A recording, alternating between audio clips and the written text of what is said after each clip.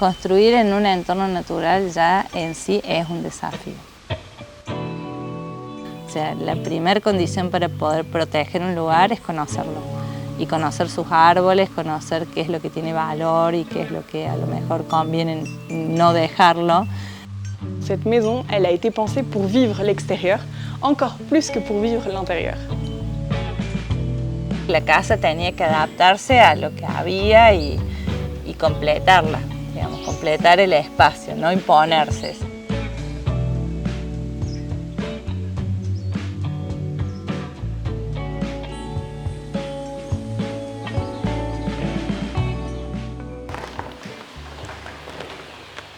On ouvre tout? Non, non, comme ça c'est bon. Ok. Bienvenue dans une nouvelle vidéo. On se retrouve à Salsipuedes, un petit village qui est au nord de Cordoba. Cordoba, c'est la deuxième plus grande ville d'Argentine. Mais là, comme tu le vois, on est entouré de la végétation, on n'est pas en ville. Et on va vous emmener visiter cette jolie maison qui se trouve juste derrière nous. Allez, c'est parti.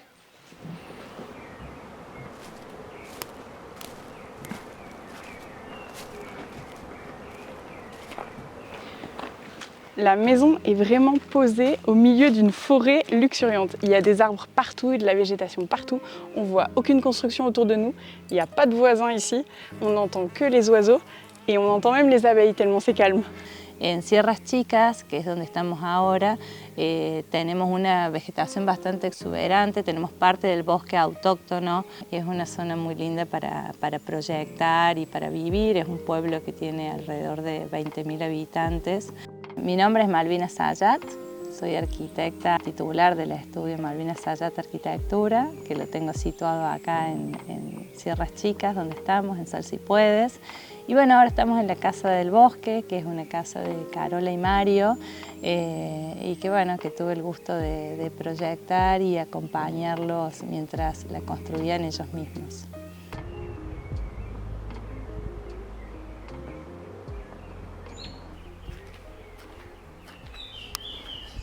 Pour arriver jusqu'ici, ça a été compliqué, même avec la voiture parce qu'il y a des arbres qui sont assez bas. On est vraiment rentré dans une forêt.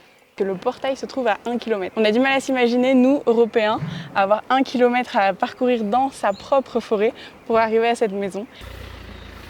Este es un lote que tiene 2 hectáreas, es un lote alargado. Al momento de decidir la ubicación de la casa había varios sectores que nos gustaban. Y bueno, y encontramos este lugar con Carol y Mario, que son sus dueños, y nos gustó mucho la condición de refugio, ¿no? Porque fíjate que sube la montaña para allá y sube la montaña para allá, entonces se genera como un área protegida donde dijimos, bueno, este es el lugar para poner la casa. Ils ont aussi élu ce terrain parce que c'est un terrain sur lequel ils ont dû enlever très peu d'arbres. C'est aussi pour ça que la maison se compose de 2 blocs qui sont axés de façon différente. C'était pour aussi s'intégrer dans les arbres et devoir enlever le moins d'arbres possible. Et je trouve que c'est assez réussi. Ahora estamos como en la espalda del volumen, no sé Sí. si podemos decir eso. Sí. La idea también era pensar en la experiencia de entrar a la casa y que esa experiencia sea una secuencia de espacios y que también nos prepare del mundo exterior y del trabajo para llegar al momento de descanso. Es un espacio muy cerrado que no deja ver absolutamente nada del exterior, no anticipa nada. Pero cuando lo abrimos, nos presenta el primer cuadro de la casa, la presentación del lugar, que al abrirlo aparece el bosque. Este techo bajito también es una decisión para generar un foco mayor al exterior y también una sensación de protección. Así que cuando entramos en este espacio estamos en el medio de los 2 volúmenes. Exacto, este es un volumen bisagra que vincula el área social y del área nocturna.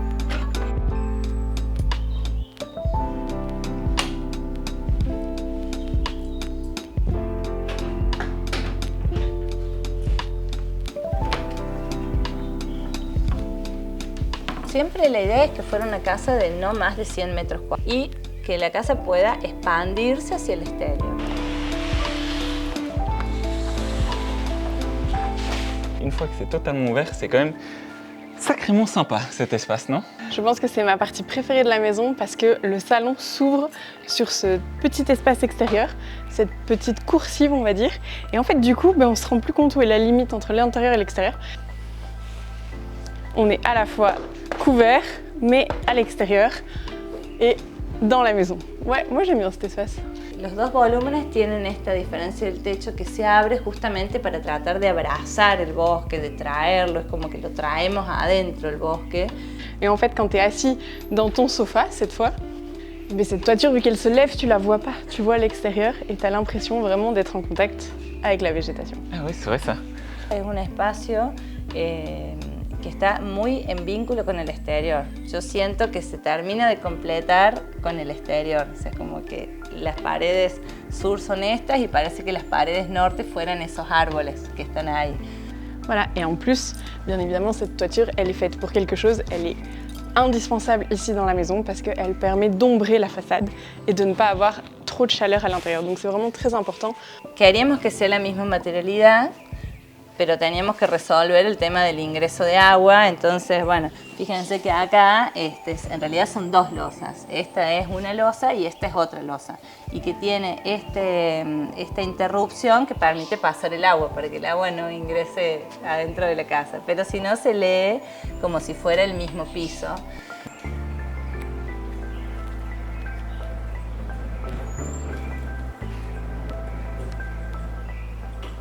Esta idea de que la casa está como levitando, que está casi como suspendida, fue una idea importante que tratamos desde lo constructivo enfatizarla. Entonces por eso es que las columnas están un poco más atrás, por eso es que las columnas están pintadas de negro y están rotadas para que se pierdan en la sombra de la casa, para enfatizar esta condición de que la casa está casi como suspendida. Alors Agathe, je ne sais pas ce que tu en penses, mais cuisiner avec cette immense fenêtre, c'est quand même assez sympa, non? Pour les gens qui aiment cuisiner et qui passent du temps dans la cuisine, je pense que cette vitre et cette vue, c'est incroyable. C'est sûr, ça change des cuisines fermées où on est obligé d'être concentré sur ce qu'on fait. Là, je peux imaginer qu'on est en train de cuisiner, qu'on rêve, qu'on regarde les petits oiseaux qui passent, la végétation qui bouge. Et puis ici aussi, c'est l'orientation ouest, donc il y a des super belles couleurs en fin de journée, en fait, au moment du coucher du soleil. Au moment où tu prépares ton repas, donc c'est vraiment parfait. Bon, et cette grande vitre, en plus, elle suit la pente du toit, donc c'est vraiment magnifique. Ça n'aurait pas du tout donné le même effet si elle avait été rectangulaire. Es una cocina que no tiene alacenas, es prácticamente únicamente mesada. Bueno, acá queda escondida la heladera, pero que sean los mínimos elementos posibles para que la atención esté puesta en la relación de la arquitectura con el paisaje, con la naturaleza. Sí. Cuando fuimos desarrollando el proyecto ejecutivo en el estudio, tuvimos muy en cuenta cómo iba a ser la forma de construirse. Entonces fuimos haciendo algunos cambios en relación a generar mayor simplicidad en la construcción.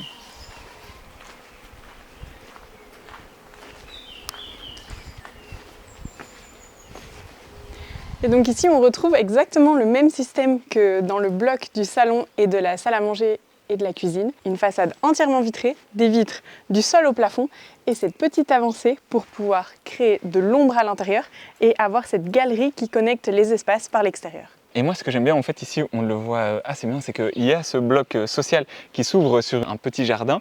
Et puis, derrière, on le voit beaucoup moins, il est beaucoup plus isolé. Il y a le volume intime qui, lui, a un jardin beaucoup plus petit, une présence de la végétation qui est beaucoup plus proche, qui agit comme un filtre.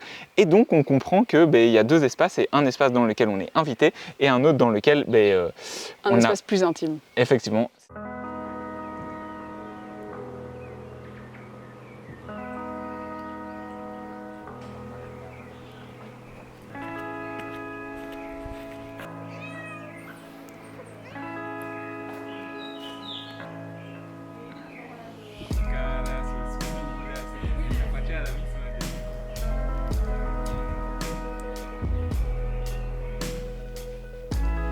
A partir de este momento estamos entrando al volumen que es del área más íntima de la familia, sí. Y este volumen lo rotamos para meterlo adentro del bosque. Esta rotación también nos llevó a que la habitación esté orientada al este, que es una orientación muy favorable para la habitación. Levantarse con el sol de la mañana, que es un sol muy agradable.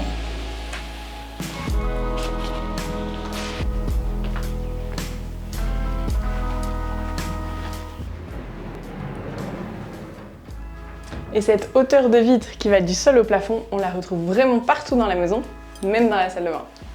Je pense que ce contact avec l'extérieur n'aurait pas été le même si la vitre s'arrêtait ici, parce que du coup le sol serait très sombre. Et là, il y a de la lumière qui rentre dans la salle de bain par le sol, et donc ça éclaire vraiment l'espace, et on a un contact avec la nature qui est encore plus présent.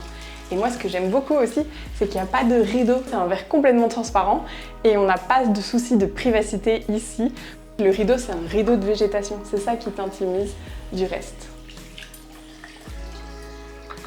Algo que es importante en Sierras Chicas al haber poca agua es que las canaletas son las encargadas de recoger el agua de la casa. No tiene provisión de agua.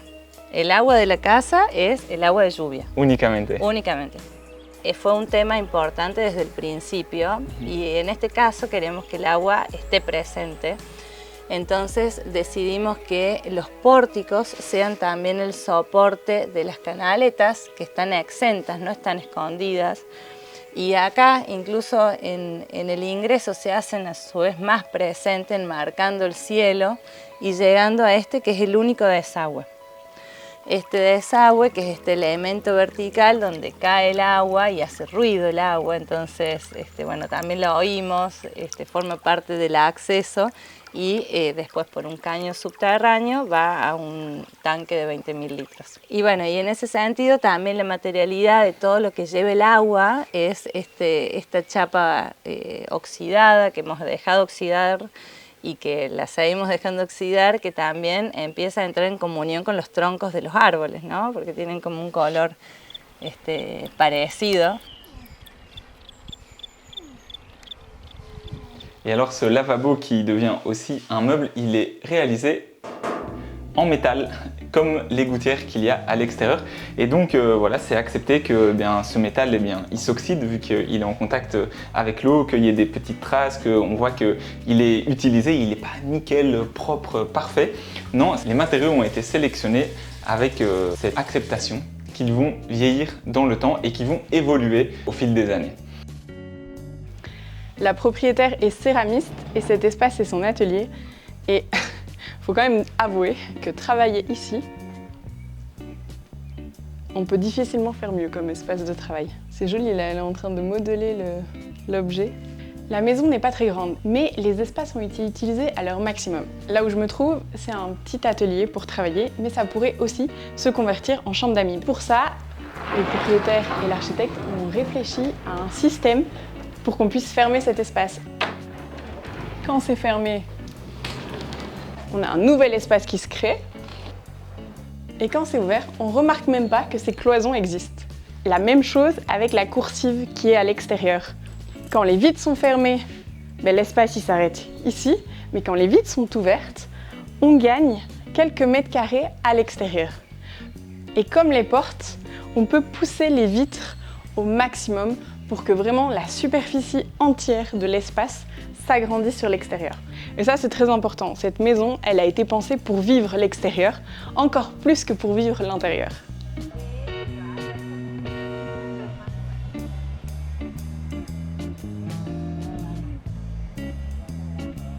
Desde un principio supimos que Mario iba a ser quien realizara la casa.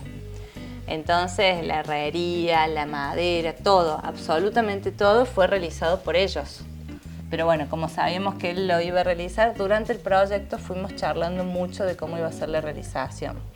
Et c'est quand même assez impressionnant de se dire que c'est le client lui-même qui a construit toute la maison en collaboration avec l'architecte, alors que le client il n'est pas du tout constructeur, c'est pas du tout son métier.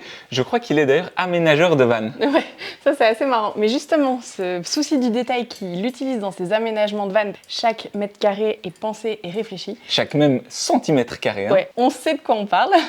Et bien il a utilisé ce souci du détail dans sa maison et donc il a construit vraiment toute la maison jusqu'aux finitions. Donc c'est lui qui a réalisé cette cuisine et on peut voir, les meubles de cette cuisine sont très jolis, en bois, très simples, mais en même temps pas si simple que ça parce qu'il n'y a pas de poignée.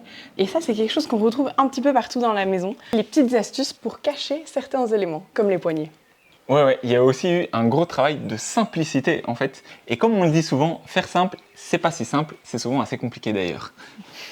Ce souci du détail dont Agathe parlait, on le retrouve dès la porte d'entrée. Regardez cette porte, il y a juste un trou pour mettre la serrure et en fait la poignée, elle se trouve là.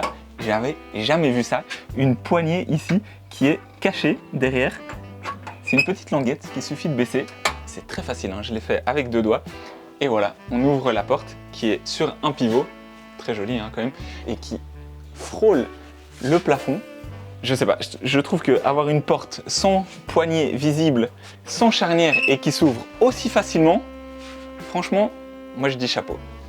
Cuando vos habitas un lugar, hay una cuestión que es como aprender del lugar. Y bueno, me contaban que ahora empezaban a habitar ese espacio y que querían poner unos frutales por allá y que bueno, cuando viene el agua y se rebalsa pasa esto, entonces iban a generar ahí una pequeña laguna de retención.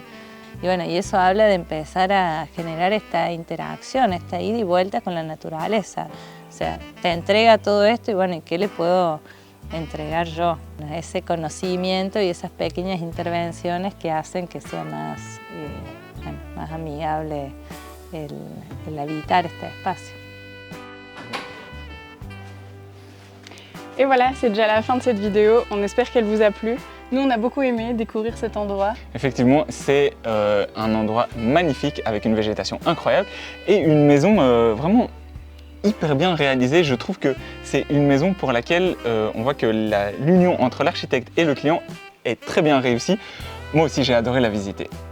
En tout cas, ça nous a donné plein d'inspiration. On espère qu'à vous aussi et on se retrouve dans 2 semaines pour une nouvelle vidéo. Allez, Ciao. ciao.